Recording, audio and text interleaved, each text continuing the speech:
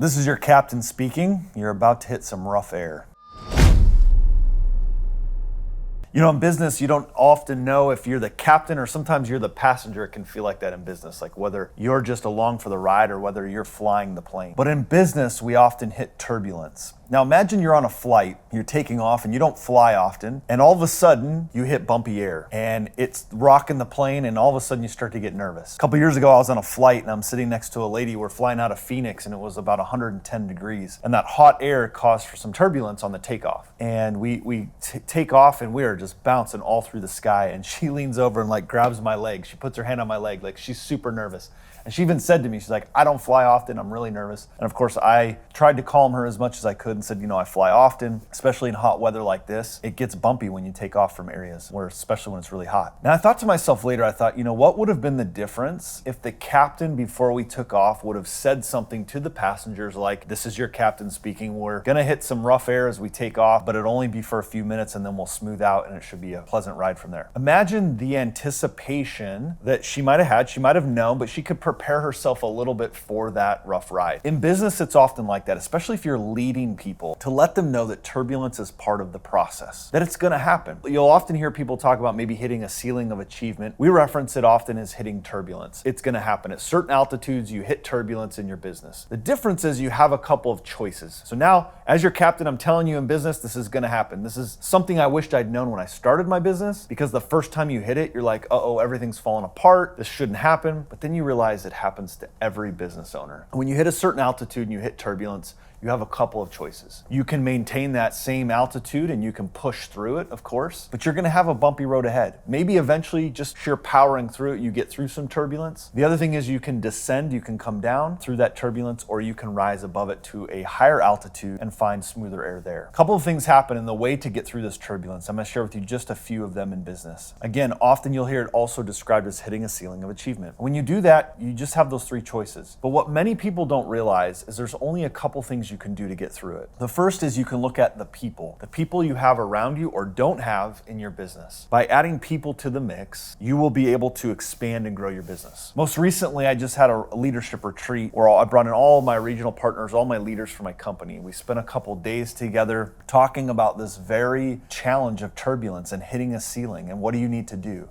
And I shared with them these same thoughts, that what they needed to do was look around themselves and say, where's the leverage I can get, right? Where are the people that could take me to that next level? Most of you watching this, especially like as you're growing a business and your experience, maybe you've been in business for a year or two or three, you start to realize that you can't do it all. You can't fly the plane, serve the drinks, do all the things, do all the announcements, and make sure you have a smooth flight. You've got to have people there to help support you. Most of us, we try to do it all. And what we realize is to get to that next level, we've got to add people. Right? That's the first thing, adding people, leveraging yourself so that you're not doing everything. In fact, I just had a coaching call this morning with a business, and what he realized is he doesn't have clearly defined roles. He doesn't have a process for growth, a process for hiring, a process to attract good, talented people. And even when he gets them, he has no onboarding and training process. He's trying to do too many things. And this is a fast-growing company, but he needs people. He needs the roles clearly defined and needs to add people, so he has leverage. The second thing is the processes in your business. People, process, and product. Most of the time your product's doing fine, which is why you're growing.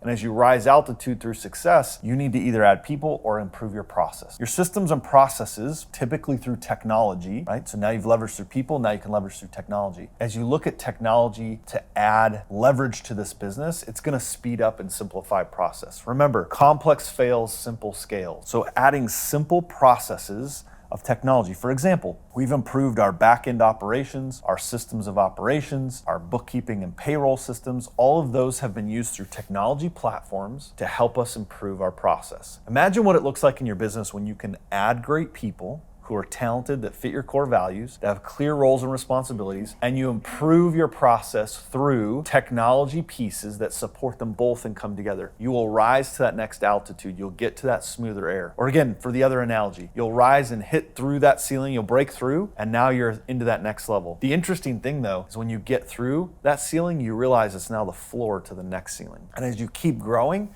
you're gonna find those bumps along the way, and you're gonna have to break through the ceiling again. get through that ceiling of turbulence to that next level of altitude. And the process is the same. What I often see business owners do is they just try to push through in hard work. That's definitely something you'll see. Or what happens is they jump to a new opportunity. They said, this is just too bumpy, it's too challenging, I'm bumping my head against the ceiling too often, it's time to jump to a new opportunity. I see my friend, he's in insurance or he's in real estate or she does this and they make a lot of money.